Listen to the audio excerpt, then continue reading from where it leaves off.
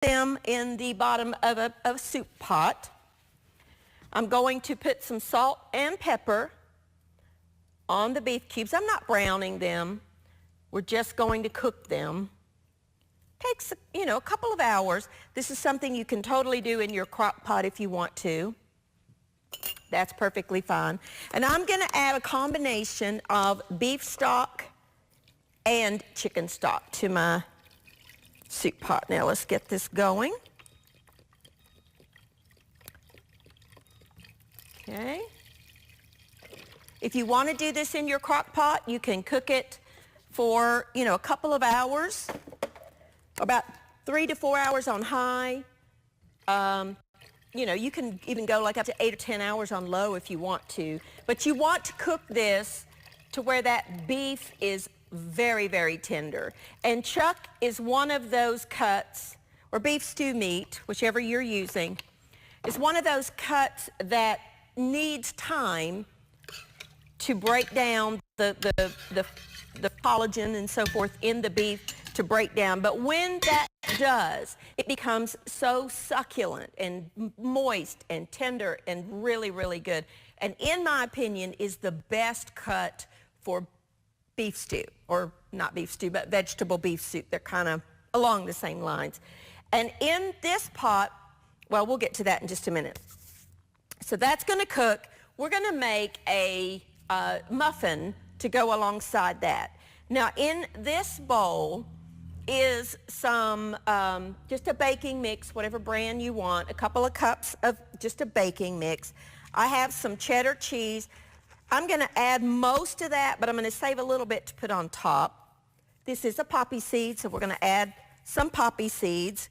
We're also going to add 1 egg that I'm actually going to beat a little bit before I put it in the muffin mix. This is a savory muffin that's really good with soup. It's really good with anything, honestly. I love it. I like these quick little drop biscuity type recipes because it just is easier. Now, we're going to add some milk. I'm using 2%, about 1.5 cups, but now honestly, it will depend on the humidity in your room that you're cooking in, whether you will need the whole 1.5 cups or not. And then just stir it together. It really is simple. See, I think that's plenty, and I used about 1 cup, maybe a little bit less than 1 cup. I don't need the rest of it. You want it to be a dough consistency. You know, this is not, you're not baking a yeasted bread where you got to be precise with your measurements. That's fine. You want to have a muffin tin that I have sprayed with, I really like this coconut spray, but you could use the baking spray or whatever you have. If you don't have any of that, you can take a little bit of butter and just rub the outsides of the wells of the muffin pan, or you could, if you wanted to, use muffin liners. Now, you can do a scoop, an ice cream scoop, or, which is what I'm going to do here, get my water off. I've just got 2 spoons. You want to fill these about 3/4 of the way full. Want to allow some room for the dough to expand. And I find that 1 heaping spoonful of this is perfect. Have your oven preheated to 350 degrees. And these bake, for about 20 minutes or so until they're cooked through. I love these little biscuits. They're very savory. Not a sweet muffin like you think of a dessert muffin, but they're very good. You could also do this in a mini muffin tin if you wanted to. And of course it would bake in about half the time, 10 minutes. You could take this dough and put it in a loaf pan and bake it as a loaf. You would need to time it. It would take about 45 minutes or so. And this makes 12 muffins. Can easily double it. a little bit more to this one. You want to make sure that they're all, you know, approximately even in their filled capacity. And we're going to pop this in a 350-degree oven for about 20 minutes. All right.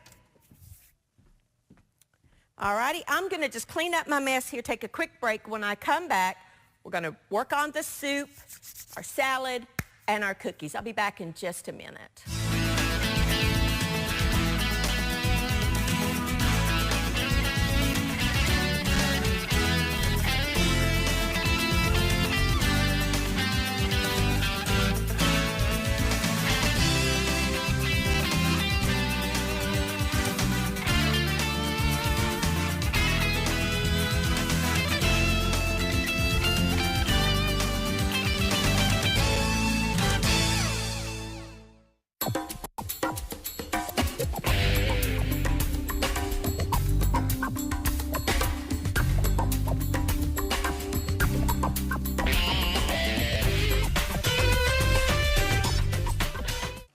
Alrighty, now I have a pot of water that I have brought to a boil, and I'm going to cook a little bit of macaroni. The reason that I like to cook my macaroni separate, about a cup or so, is that if you cook your macaroni in the pot with the broth, it absorbs all the liquid and your soup will be way too thick. So I like to cook mine in a separate pot for about 8 minutes or so. Now, to our beef that through the magic of television has already cooked, I'm going to add an onion, just one onion. You can put this in the beginning if you want to simmer with your beef, but you don't have to.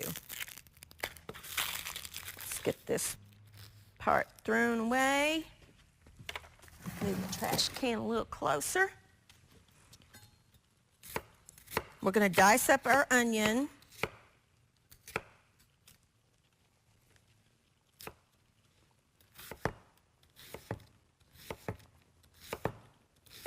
Okay. And as I chop, I'm going to go ahead and add this to the soup pot. Now, you can add whatever vegetables that you want to. You can add, you know, whatever kind of veggies that you like. I'm doing the traditional onion, carrot, celery, that kind of thing. Ooh, that's a strong onion. My eyes are watering.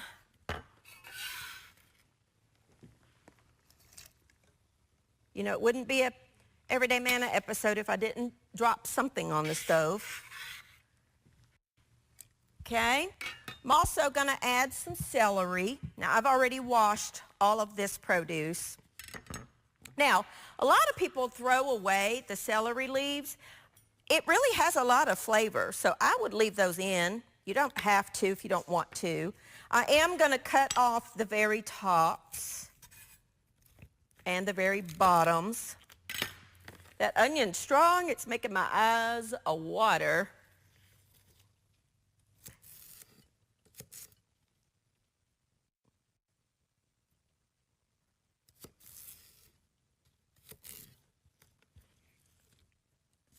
Just chopping up some celery, and I can't seem to get my cuts going this morning. Okay, celery's one of my favorites, so I add a lot. You add as much or as little, or none at all if you don't like celery. I love it. Sometimes, for a little snack at home, I'll just take celery, cut it up into pieces, and cook it. Just boil it in water and eat it. I love celery. It's absolutely one of my favorite things to eat. My macaroni needs to be stirred. It's going to boil over. And then some carrots and potatoes. Stir it all in there. Love soup. I've always loved soup. Now, I washed my carrots. I'm not going to peel them. I'm just going to cut off the tops and the bottoms a little bit. But I'm not peeling mine because I did scrub them. You can if you want to. I like to cut them in half to where you've got a flat cutting surface. And then just cut them into pieces about the same size as your celery.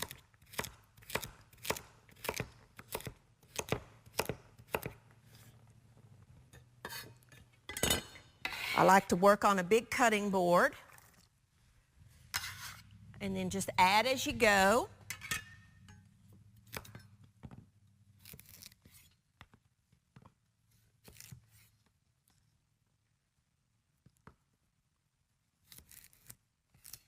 Okay, flat side down. You could add, if you don't want to chop your own veggies, you could add a bag of frozen mixed vegetables or soup, vegetables for soup. Sometimes I do that. Just depends on how much time I have. We're going to bring that to a boil. Let's turn that up just a little bit. Stir it. I'm going to add a little bit more salt and a little bit more pepper. About half a teaspoon of each. You can do that to taste. All right, we're just going to kind of let that go for a few minutes. Now, I have here 1 can of whole tomatoes. Now, in this recipe, I like the whole tomatoes. If you're lucky enough at home to have your home canned tomatoes, oh, this is a great recipe to use those in. But I like elf. You could use the diced tomatoes if you wanted to. Up to you. You could take your fingers and squish them up if you wanted to. Great thing to let your kids do. I'm going to drain this in the soup because I don't want to waste that liquid. Okay. Let's get all my tomatoes out. These are just whole plum tomatoes. Some recipes, I don't mind using the, pre-diced up tomatoes. But for this one, for some reason, I just prefer to use these. I think because I cut them irregular, they're not perfectly the same shape, which I think adds a little bit of a rustic look to your soup. So that's why I really just prefer to do it myself. Getting full. Scoop them up. Probably should have my soup right next to my board instead of the other way around, shouldn't I? Now, I'm not going to add my potatoes yet. I'm going to let those harder vegetables cook for about 5 minutes or so. And then I will add my potatoes when that gets a little more cooked. I'm going to just take a quick break, clean up my cutting board. When I come back, we will add our potatoes. We're going to start on the cookies and make the dressing for our wonderful little green salad. I'll be back in just a minute.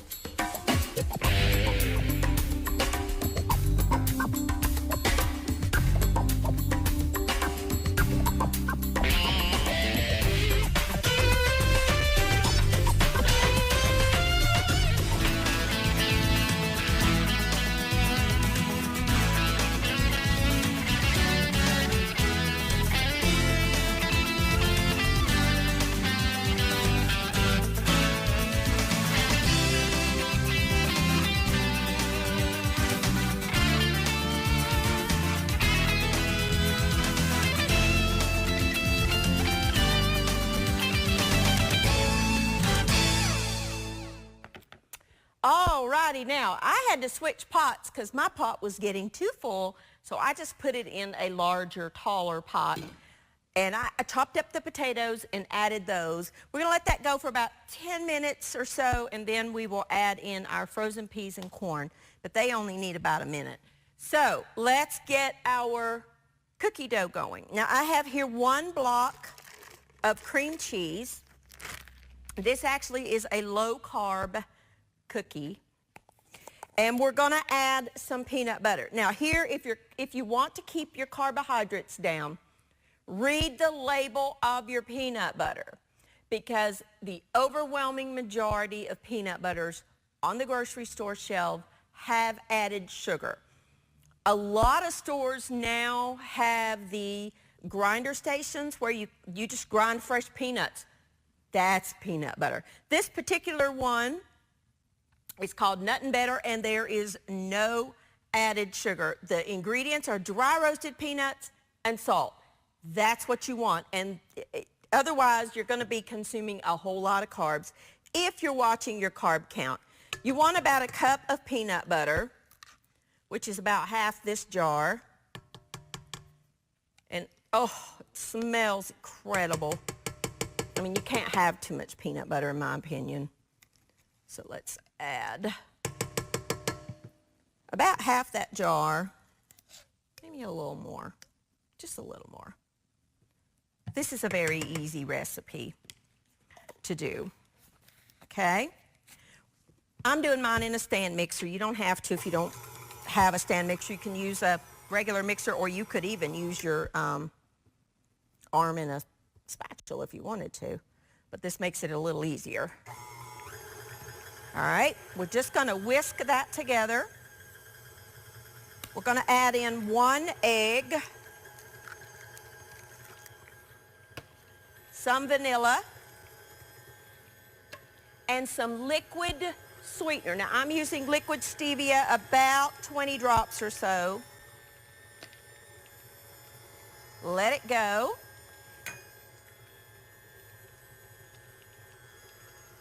Okay.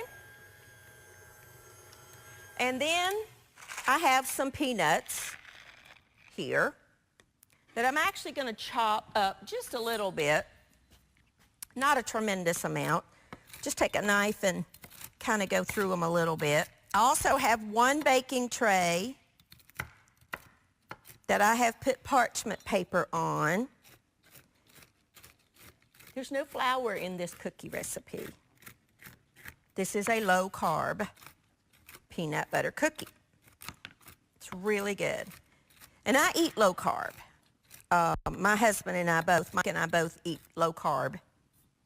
I eat it probably 90% of the time. I have to admit, sometimes I do cheat and eat some carbs. He's much better at that than I am. But I will say I enjoy the low carb eating. And then stir those in, and that's it. That's all there is to it. Right there. There's your dough. Now, you will want to get all that off your paddle.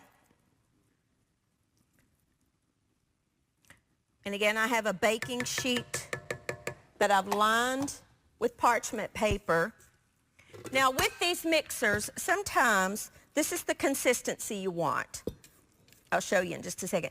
You need to go down in the bottom and stir it one last little time. I do find sometimes with the stand mixers, the very bottom does not get mixed in as much as you would want. Now, you see how thick that is?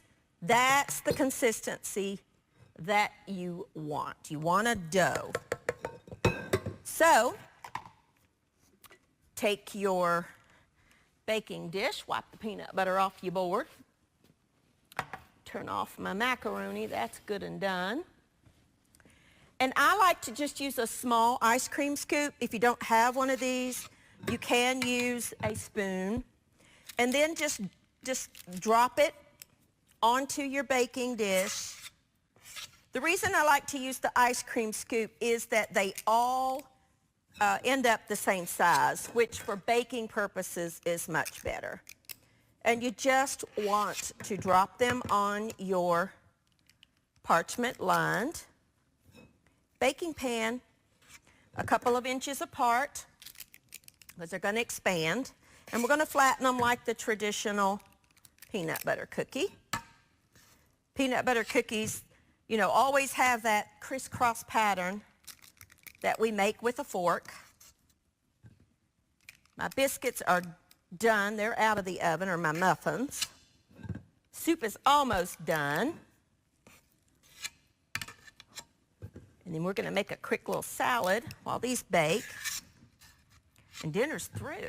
If you put that beef in your crock pot from start to finish, you'll be done in no time, okay? I'm only going to bake these one tray at a time. I got enough for another tray. But for TV purposes, let me show you what to do. I like to spray my fork with a little bit of the coconut spray, and then just flatten them with your fork. And these are going to bake at 350 degrees. That one's a little soft. For about 10 minutes, check them. And then we'll check them. I'll show you how to tell when they're done. 350 degrees, about 10 minutes. Now let's check our soup. Boiling away there. Let's actually turn that down. I'm going to add in my peas and carrots and let that, oh, wait till you see the bowl of our finished soup. My macaroni is cooked. I'm just going to drain this. I'm going to clean up, take a fast little break. When I come back, we'll have all this done. I'm going to drain this and add it to my soup.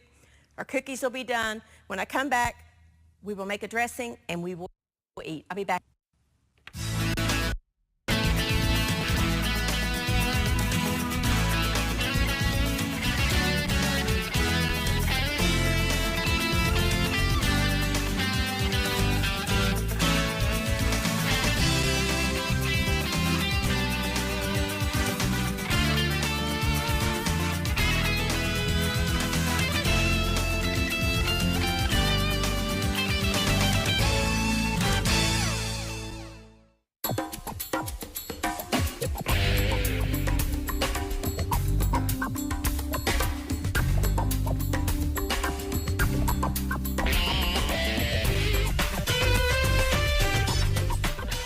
Alrighty, now let's make a quick salad dressing. In this measuring cup, I have some olive oil, and then I'm just going to add some red wine vinegar.